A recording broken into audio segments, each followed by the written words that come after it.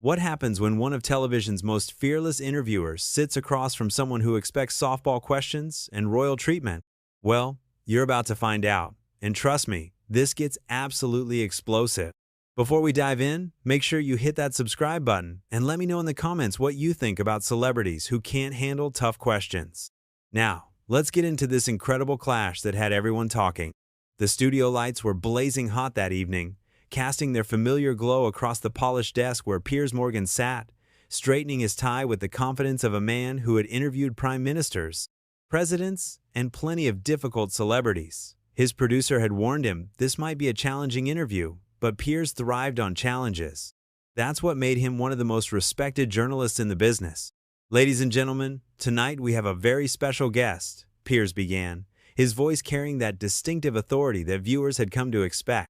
Someone who has been making headlines around the world, and I'm sure has plenty to say about recent events. Please welcome Meghan Markle. The applause was polite but measured as Meghan walked onto the set, her smile perfectly practiced, her posture radiating the kind of confidence that comes from years of media training. She settled into the guest chair with an air of expectation, clearly anticipating the kind of gentle questioning she had grown accustomed to from most interviewers. "Meghan, thank you for joining us tonight," Piers said, leaning forward slightly, his journalist instincts already reading the room. "I know you've had quite a lot to say recently about your experiences, and I think our viewers would appreciate some honest answers to some direct questions." Meghan's smile flickered for just a moment, barely perceptible, but Piers caught it. "Of course, Piers. I'm always happy to set the record straight and speak my truth." "Your truth," Piers repeated, his eyebrows raising slightly. "That's an interesting phrase you've been using quite a bit lately. But I'm more interested in the truth, if you don't mind, the actual facts." The temperature in the studio seemed to drop a degree. Meghan shifted in her chair, her media training kicking in as she maintained her composure. "I think my truth is the truth, Piers. I've lived through these experiences." "Absolutely, and no one is questioning your experiences," Piers replied smoothly, his tone remaining professional but firm. "However, when you make public statements that contradict documented facts, well, that's where journalism comes in. That's where I come in." Meghan's jaw tightened almost imperceptibly. "I'm not sure what you're implying." "I'm not implying anything," Piers said, opening the folder in front of him with deliberate precision. "I'm asking direct questions, which is what journalists do. For instance, you've made several claims about your wedding that simply don't align with the public record. The Archbishop of Canterbury himself has clarified that your secret garden ceremony never actually happened as you described it." "That's a private matter," Meghan responded, her voice taking on a slightly defensive edge. "I don't think it's appropriate to discuss the intimate details of my wedding." Piers paused, letting the weight of her response settle in the air. "But you discussed it publicly, Meghan, in great detail, on international television, watched by millions. You can't make public claims and then declare them private when questioned about their accuracy." The studio audience was completely silent now, sensing the shift in dynamics.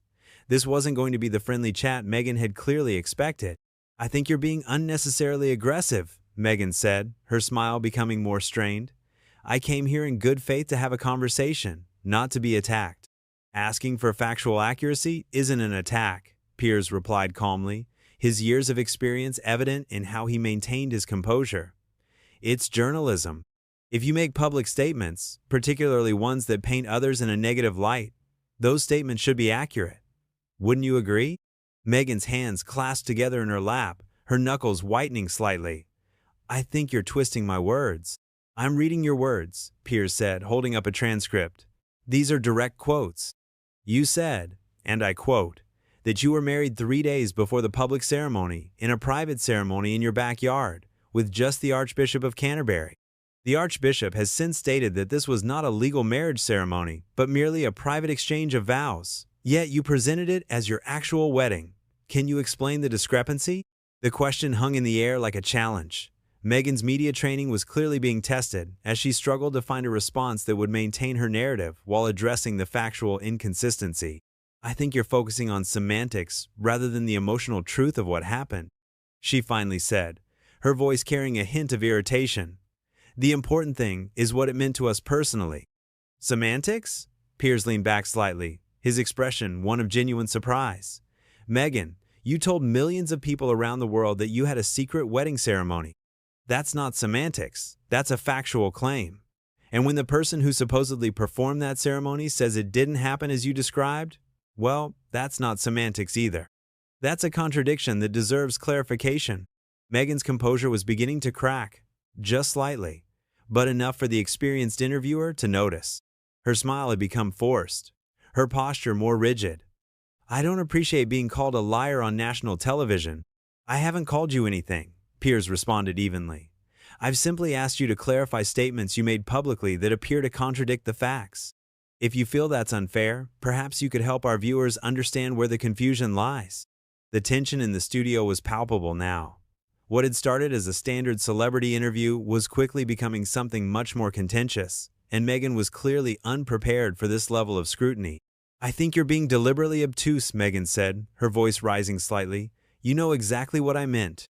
Actually, I don't, Piers replied, his tone remaining professional despite the increasing hostility from his guest. And neither do our viewers. That's why we're having this conversation, to get clarity on these important issues that you've made public. Meghan stood up abruptly, then sat back down, clearly struggling with how to handle the situation. Her team of advisors, visible just off camera, were exchanging worried glances. I came here expecting a fair interview, she said, her voice now carrying a clear edge of anger. Not an interrogation. A fair interview includes fair questions, Piers responded calmly. And fair questions sometimes require uncomfortable answers. That's the nature of journalism, Meghan. Surely you understand that. The battle lines were being drawn, and it was becoming increasingly clear that this interview was heading toward a confrontation that neither side would back down from. The studio atmosphere had shifted completely. What moments ago had been a standard interview setup was now a battlefield of words, with Piers maintaining his journalistic integrity, while Meghan's facade of cooperation was rapidly crumbling. Let's move on to another topic then, Piers said, consulting his notes with the calm professionalism of someone who had navigated thousands of difficult interviews. You've made some very serious allegations about racism within the royal family. These are incredibly damaging accusations that have had global repercussions. Can you provide any specific evidence to support these claims? Meghan's eyes flashed with something between anger and panic. I lived through it, Piers. That should be evidence enough. Personal experience is certainly valid, Piers acknowledged. But when you make accusations of institutional racism against one of the world's most scrutinized families, accusations that have damaged Britain's reputation internationally, surely you can understand why people might want more than just your word? Are you saying I'm lying about racism? Meghan's voice rose significantly, causing several crew members to look up from their equipment. I'm asking for specifics, Piers replied steadily. You've made general accusations, but provided no concrete examples, no witnesses, no documentation. You mentioned conversations about your son's skin color, but you've refused to name who said what, when, or in what context. How can anyone properly address these serious allegations without details? Meghan shifted uncomfortably, her hands now visibly trembling slightly. I protected them by not naming names. I could have, but I chose not to. Protected them? Piers leaned forward, his journalist instincts fully engaged. Meghan, you've accused them of racism on international television. You've painted the entire institution as discriminatory. How is that protection? I didn't name specific individuals. Meghan shot back, her composure slipping further. But you smeared the entire family? Piers countered. You've allowed speculation to run wild, with millions of people around the world now viewing the royals as racist, based solely on your unsubstantiated allegations. Surely you can see how that's problematic? Meghan's media training was failing her completely now. Her breathing had become noticeably faster, her perfect posture replaced by defensive body language. I don't have to prove anything to you or anyone else. My lived experience is valid. Your experience is absolutely valid, Piers agreed, his tone remaining remarkably calm despite the rising tension. But your public accusations have consequences beyond your personal experience. They've damaged relationships between Commonwealth nations. They've hurt people who have dedicated their lives to public service. And they've divided public opinion based on allegations that no one can verify or address properly because you've provided no specifics. So you're blaming me for the reaction to racism? Meghan's voice was now clearly strained, her carefully constructed public persona giving way to raw emotion. I'm asking you to take responsibility for the way you've presented these allegations? Piers responded firmly.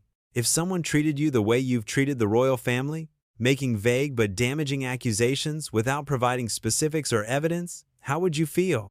Meghan stood up again, this time pacing slightly behind her chair. The camera operators adjusted their positions to keep her in frame, while her team looked increasingly concerned. "This is exactly the kind of treatment that drove me away in the first place," she said, her voice now carrying a desperate edge. "You're more concerned about protecting the institution than you are about protecting me." "I'm concerned about the truth," Piers replied, his voice steady as a rock. "And the truth is that you've made serious public accusations without providing the evidence needed to substantiate them. That's not protecting anyone, Meghan. That's just responsible journalism." "Responsible journalism?" Meghan laughed bitterly, the sound echoing strangely in the studio. "You're just another member of the British establishment trying to silence me." Piers paused, letting her words hang in the air before responding with measured precision. "Meghan, I've spent my career challenging the establishment, holding powerful people accountable, and asking difficult questions regardless of who might be uncomfortable with them. That's exactly what I'm doing now. By attacking a woman of color who's trying to speak her truth?" Meghan's voice cracked slightly on the last words. "By asking a public figure who has made serious public allegations to provide evidence for those allegations?" Piers corrected. "Your race and gender don't exempt you from scrutiny when you make claims that affect millions of people. Equality means being held to the same standards as everyone else." The words hit Meghan like a physical blow. She stopped pacing and stared at Piers, her mouth opening and closing as she struggled to formulate a response. That's completely unfair," she finally managed. "You don't understand what it's like to be in my position." "You're absolutely right," Piers acknowledged. "I don't understand what it's like to be in your position. But I do understand what it's like to be a journalist, and what it's like to be responsible for getting to the truth. And the truth is what our viewers deserve." Meghan returned to her seat, but her body language had completely changed. Gone was the confident, composed woman who had walked onto the set. In her place sat someone who was clearly struggling to maintain control. "Let's talk about your relationship with your father," Piers continued, consulting his notes. "You've publicly estranged yourself from the man who raised you, who paid for your education, who walked you down the aisle at your wedding. Yet you've embraced a family that you claim treated you poorly.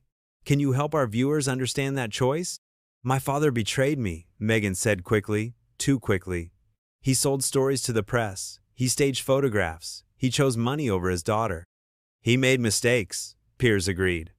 "But according to several reports, he was also dealing with intense media pressure, health issues, and was trying to manage an impossible situation.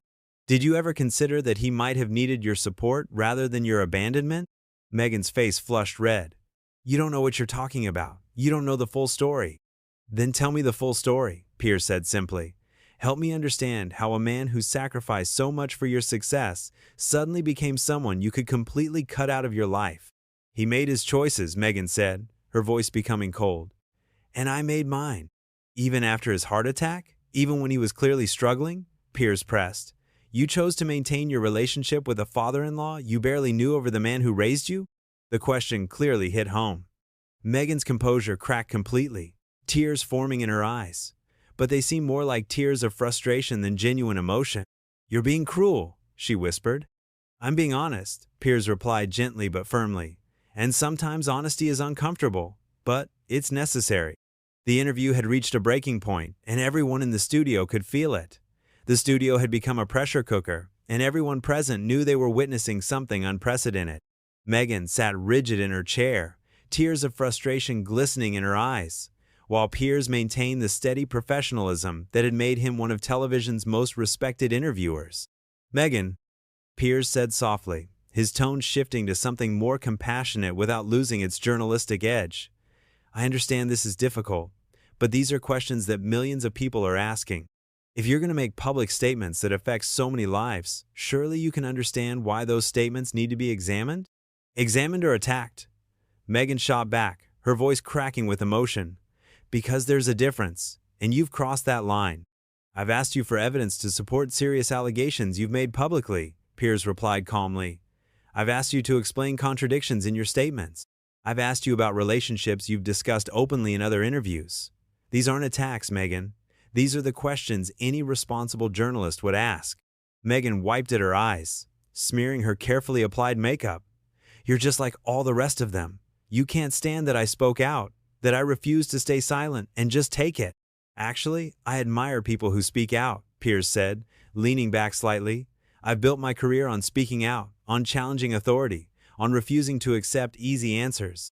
But speaking out comes with responsibility. It means being prepared to defend your statements, to provide evidence for your claims, and to face scrutiny.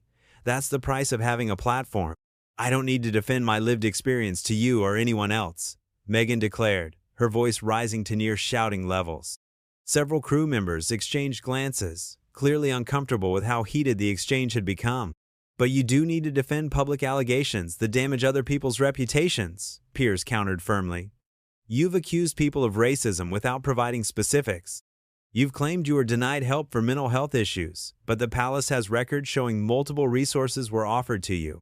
You've painted yourself as a victim while cutting off family members who supported you for years. These aren't personal experiences happening in private, Meghan. These are public statements with public consequences. Meghan stood up abruptly, her chair rolling backward. I'm done with this. I'm not going to sit here and be lectured by someone who clearly has an agenda. My only agenda is the truth, Piers replied, remaining seated, his voice steady despite the chaos erupting in front of him. And if that makes you uncomfortable, perhaps you should ask yourself why. Because you're twisting everything I say, Meghan practically screamed, her composure completely shattered now. You're taking my words out of context, you're minimizing my experiences, and you're more concerned about protecting a racist institution than you are about justice. I'm asking for evidence of racism, Piers said, his voice becoming firmer. You keep calling it a racist institution, but you haven't provided a single concrete example.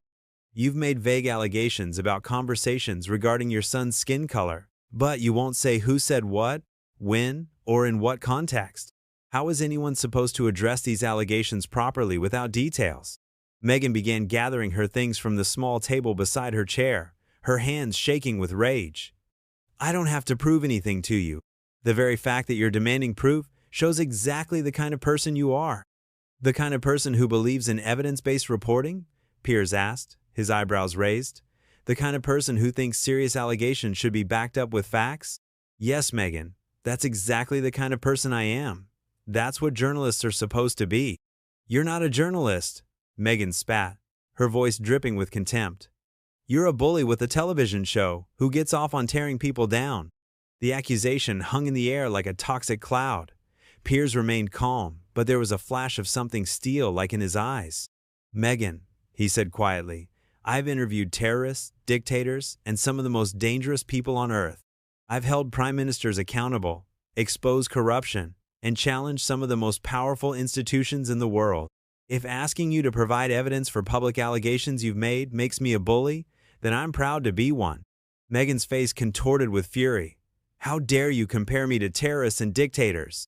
I'm not comparing you to anyone, Piers replied evenly. I'm explaining that difficult questions are part of serious journalism, regardless of who's sitting in that chair. You don't get special treatment because you're upset, or because you've decided that scrutiny equals bullying. This interview is over, Meghan announced, standing and removing her microphone with shaking hands.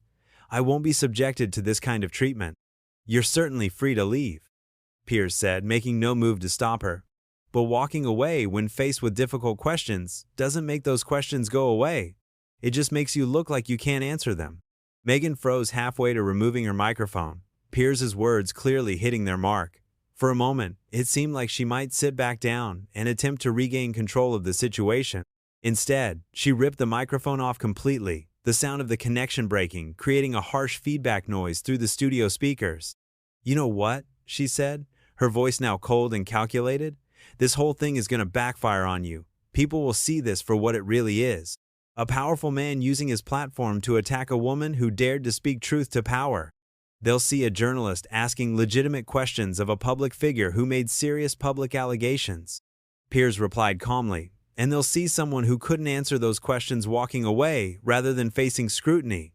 Let the viewers decide what that means. Meghan grabbed her purse and headed toward the exit, but turned back one final time. You're going to regret this, Piers. This isn't over. It never is, Piers replied, watching her go. Truth has a way of coming out eventually, regardless of who tries to suppress it. As Meghan stormed off the set, her team scrambling to follow her. Piers turned back to the camera with remarkable composure. "Well," he said, straightening his tie, "I think that speaks for itself, doesn't it?" Ladies and gentlemen, when public figures make serious public allegations, they should be prepared to defend those allegations with facts, not emotional manipulation or accusations of bullying when faced with legitimate questions. He paused, looking directly into the camera with the authority of someone who had just demonstrated exactly why journalism matters. That's what we do here. We ask the questions that need to be asked, even when they're uncomfortable, even when people don't want to answer them, because the truth matters more than anyone's comfort level. The studio fell silent except for the quiet hum of equipment, leaving viewers with a crystal clear picture of what had just unfolded. A masterclass in journalism, meeting a masterclass in evasion, with only one person left standing when the dust settled. And there you have it. Sometimes the most revealing moments happen not when people answer questions, but when they refuse to answer them. What did you think about this incredible confrontation? Hit that subscribe button if you want more content like this, and let me know in the comments. Do you think public figures should be held accountable for the allegations they make, or should they be given a free pass? I'd love to hear your thoughts.